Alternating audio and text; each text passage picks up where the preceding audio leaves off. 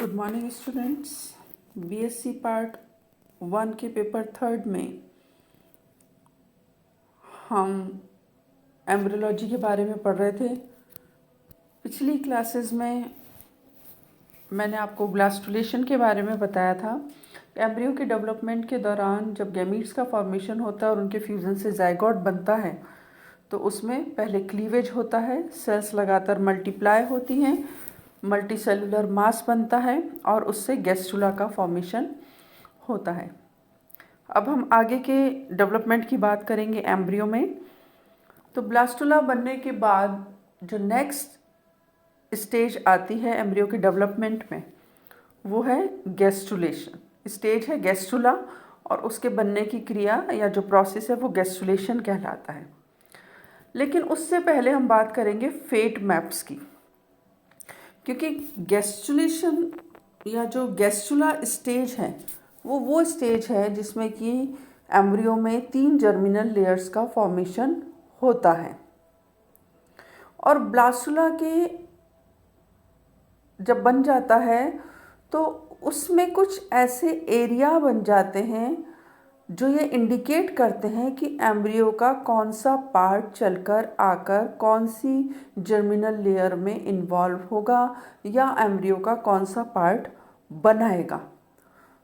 तो जब ऐसे अलग अलग भाग बन जाते हैं, एरियाज बन जाते हैं, और उन एरियाज को जब हम चित्र की फॉर्म में या डायग्रामेटिक वे में या मैप की तरह हम इंडिकेट करते हैं तो वो फेट मैप्स कहलाते हैं।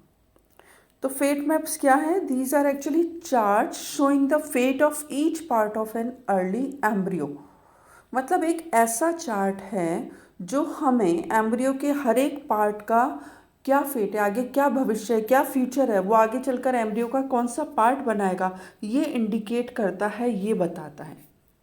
और ये फेट मैप बनाने के लिए जो तरीके हैं, एक तो वो होता है नेचुरल मार्किंग कि एग्स जो हैं वो ज़्यादातर उनमें 2 तरह के सेल्स होती हैं, माइक्रोमियर्स और मेगोमियर्स, और 2 पोल हैं, एनिमल पोल और वेजिटल पोल। एनिमल पोल की सेल्स जो हैं वो पिगमेंटेड होती हैं, थोड़ी डार्क कलर की होती हैं, और जो वेजिटल पोल की सेल्स हैं क्योंकि वहाँ पे योग का अमाउंट ज़्यादा होता है तो पिगमेंटेशन कम होता है, लाइट कलर की हल्के रंग की सेल्स होती हैं। तो जब आगे चलकर इन सेल्स का मूवमेंट हो रहा है तो एक पिगमेंट्स के आधार पर, इन सेल्स के आधार पर हम उसको ड्रॉ कर सकते हैं। आप देख सकते हैं क्या क्या उनकी लोकेशन है, कहाँ वो मूव कर रही हैं। लेकिन कुछ केसेस में जब ये नेचुरल तरीका नहीं होता या पिगमेंटेशन खास नहीं होता तो आर्टिफिशियल मेथड यूज़ किया जाता है, और आर्टिफिशियल मीन्स में या आर्टिफिशियल तरीके में यूज़ करते हैं वाइटल स्टेन्स का। ये मेथड सबसे पहले बताया था वॉट ने 1925 में कि ये जो वाइटल स्टेन्स हैं, रंजक हैं, इनका यूज़ करके हम फेट मैप बना सकते हैं।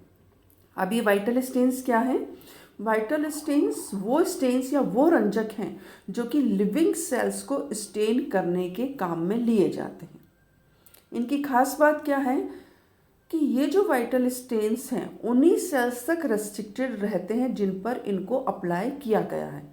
तो हमें जिस भाग की सेल्स का मूवमेंट देखना है, उनकी गति को देखना है कि वो कहाँ मूव कर रही हैं, उन्हीं सेल्स पर इन स्टेन्स को अप्लाई किया जाता है ताकि उसके आधार पर हम उनका लोकेशन, मूवमेंट और कहाँ वो क्या भाग बना रही हैं देख सकें।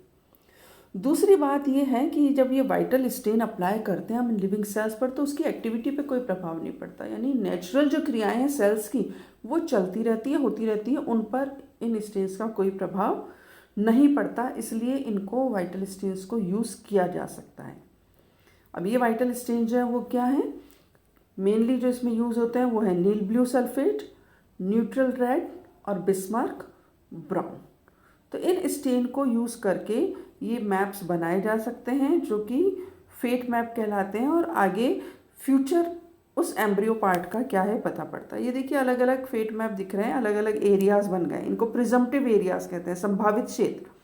ये प्रिजम्पटिव एपिडर्मिस, ये न्यूरोब्लास्ट, मीजोडर्म, ब्लास्टो, मतलब ये वो एरियाज हैं जो आगे चल के एम्ब्रियो का ये भाग है जो आगे चल के एपिडर्मिस बनाएगा। तो प्रिजम्पटिव एपिडर्मिस, ये मीजोडर्म लिखा है प्रिजम्पटिव, ये आगे चल के मीजोडर्म का भाग बनाएगा।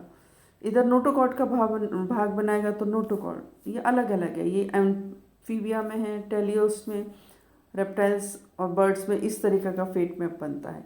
ये नीचे क्योंकि रेप्टाइल्स और बर्ड्स का पॉलीलेसिथल एग है, देखिए तो मैक्सिमम पार्ट जो है वो योक से घिरा हुआ है। ये जो डॉट्स दिख रहे हैं ग्रेन्यूल से, ये योक सारा, और बाकी का ऊपर का जो भाग है क्योंकि उतने ही पार्ट में साइटोप्लाज्म प्रेजेंट है तो वो प्रिजम्पटिव एक्टोडर्म और मीजोडर्म को इंडिकेट कर रहा है। तो इस तरीके से फेट मैप के द्वारा संभावित एरियाज होते हैं जिससे हमें देखकर ये आइडिया लगता है कि एम्ब्रियो का ये भाग आगे चलकर कौन सा पार्ट बनाएगा। अब हम बात करते हैं गैस्ट्रुलेशन की। तो जैसा मैंने अभी बताया, गैस्ट्रुला जो है एम्ब्रियो के डेवलपमेंट के दौरान ब्लास्टुला के बाद आने वाली स्टेज है। ब्लास्टुला के दौरान एम्ब्रियो सिंगल वॉल्ड होता है, एक लेयर होती है, ब्लास्टोडर्म उसमें होती है, बीच में कैविटी होती है जो कि ब्लास्टोसील कहलाती है। अब यहाँ पर सेल्स का मूवमेंट होता है, सेल्स अपनी जगह से हटकर दूसरी जगह पर जाती हैं और अल्टीमेटली जो एम्ब्रियो है वो ट्रिप्लोब्लास्टिक हो जाता है, त्रिस्तरीय। 3 जर्मिनल लेयर्स उसमें बन जाती हैं, एक्टोडर्म, मीजोडर्म और एंडोडर्म। ये स्टेज जिसमें कि तीनों जर्मिनल लेयर्स प्रेजेंट होती हैं एम्ब्रियो की, वो गैस्ट्रुला कहलाता है। And the process of formation of gastrula is known as gastrulation. Gastrula के बनने की क्रिया गैस्ट्रुलेशन कहलाती है। अब क्या कैरेक्टरिस्टिक्स है, क्या लक्षण है गैस्ट्रुला के, तो कुछ खास बातें जो होती हैं गैस्ट्रुला के दौरान वो क्या है। सबसे पहली बात, सेल्स का रीअरेंजमेंट होता है। ब्लास्टुला की सेल्स को ब्लास्टोमियर्स कहते हैं, उन सेल्स का रीअरेंजमेंट होता है, वो फिर से अपनी जगह बदलती हैं और दूसरे स्थान पर जाती हैं। और इसके लिए क्या होगा, सेल्स में मूवमेंट होगा, सेल्स एक जगह से दूसरी जगह मूव करती हैं, गति करती हैं। और ये जो सेल्स का मूवमेंट है गैस्ट्रुलेशन के दौरान एक स्थान से दूसरे स्थान पर, वो कहलाता है मॉर्फोजेनेटिक मूवमेंट। तो पहली बात, गैस्ट्रुला के दौरान, गैस्ट्रुलेशन के दौरान सेल्स में मॉर्फोजेनेटिक मूवमेंट होता है। दूसरी बात, अब इस दौरान सेल्स में डिवीज़न स्लो हो जाता है और ना के बराबर ही होता है, रुक जाता है। अब कोई डिवीज़न नहीं होगा, सेल्स में सिर्फ मूवमेंट होगा, रीअरेंजमेंट होगा।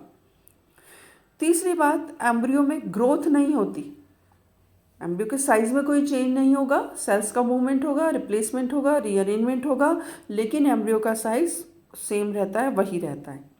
हाँ, रेट ऑफ ऑक्सीडेशन बढ़ जाती है ऑब्वियसली, क्योंकि सेल्स में मूवमेंट हो रहा है, गति हो रही है, तो उनको एनर्जी की आवश्यकता भी होगी, और ज़्यादा एनर्जी चाहिए तो ऑक्सीडेशन भी ज़्यादा होगा। और न्यूक्लियस जो है वो ज़्यादा एक्टिव हो जाता है, सेल्स की एक्टिविटीज़ को कंट्रोल करने लगता है। साथ ही साथ अगला चेंज इसमें क्या होता है, कीमो डिफ्रेंशिएशन शुरू हो जाता है। अभी तक तो क्या था, क्लीवेज के दौरान सेल्स का केवल डिवीज़न हो रहा था, तो सेल्स उसी में बिजी थी, डिवीज़न में, डीएनए की डुप्लीकेशन में, ब्लास्टुलेशन में, और भी ज़्यादा नया सिंथेसिस कुछ ऐसा नहीं होता। लेकिन अब कीमो डिफ्रेंशिएशन स्टार्ट हो जाता है, खासकर नई प्रोटीन्स जो चाहिए होती हैं उनका फॉर्मेशन होना शुरू हो जाता है।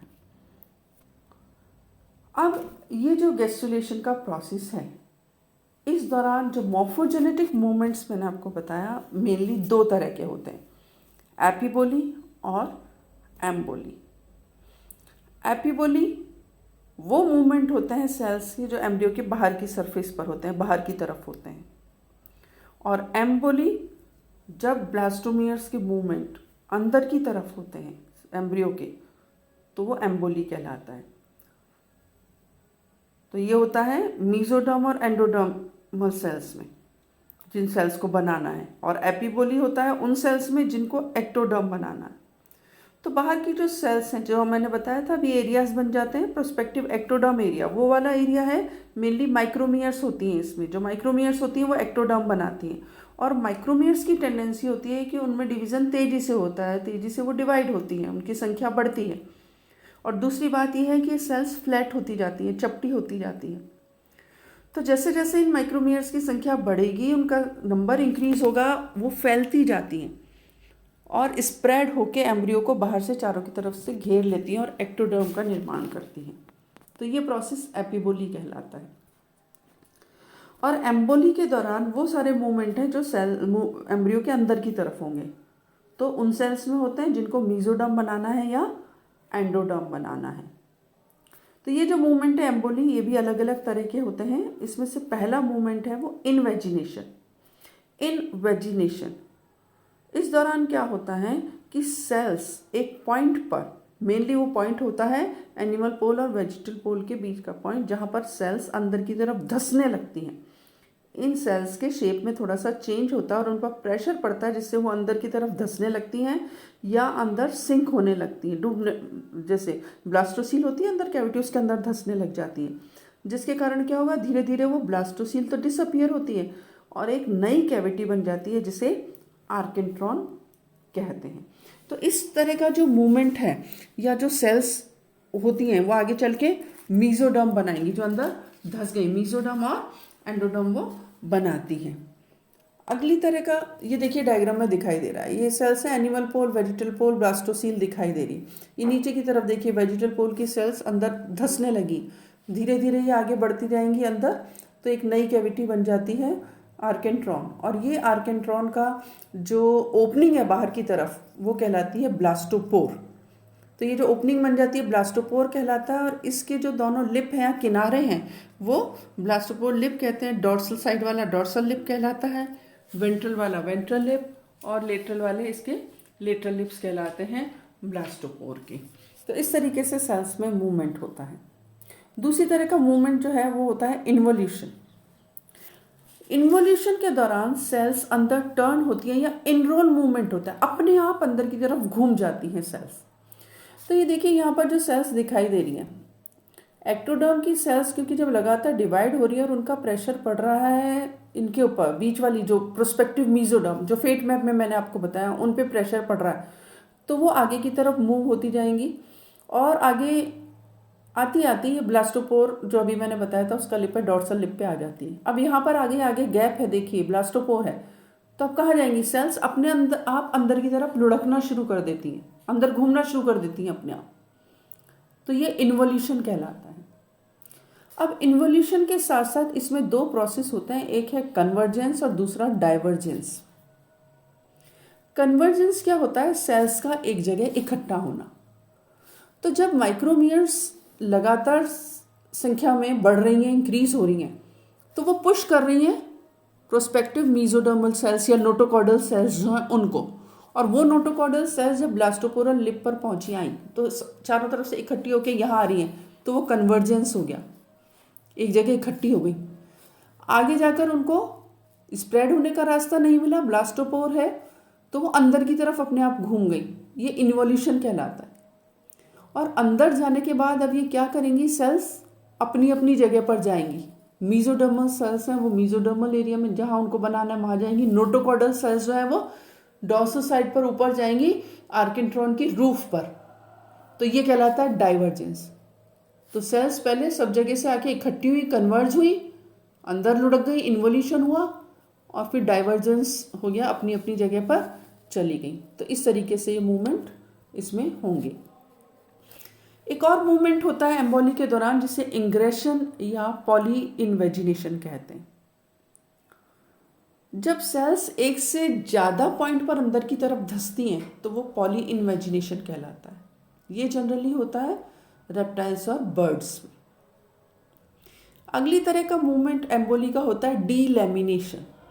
लैमिनेशन आपको पता है, परत, लेमिनेट कराते हैं ना आप किसी चीज़ को, तो परत चढ़ाना, तो डीलैमिनेशन परत हटाना। तो बिल्कुल ऐसे कैसे, तो जो पॉलीलेसिथल एग होते हैं जिनमें योग का अमाउंट बहुत ज़्यादा होता है, उनमें साइटोप्लाज्म एक डिस्क की फॉर्म में एक पर्टिकुलर एरिया में प्रेजेंट होता है और वहीं पर सेल्स बनती हैं। तो जब ब्लास्टोसील बनती है तो वो ट्रू ब्लास्टोसील नहीं होती, क्योंकि नीचे की तरफ उसमें योग होता है, तो वो जर्मिनल डिस्क कहलाती है।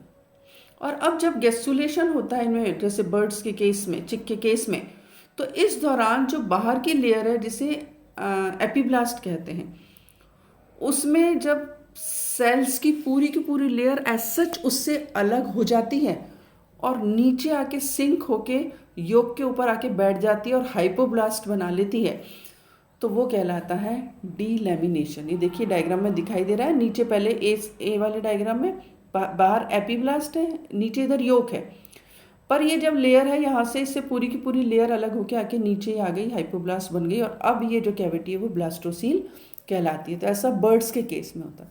तो इस तरीके से गैस्ट्रुलेशन के प्रोसेस में डिफरेंट टाइप के मॉर्फोजेनेटिक मूवमेंट्स होते हैं, सेल्स का मूवमेंट होता है, और 3 जर्मिनल लेयर्स, एक्टोडर्म, मेसोडर्म और एंडोडर्म का फॉर्मेशन होता है।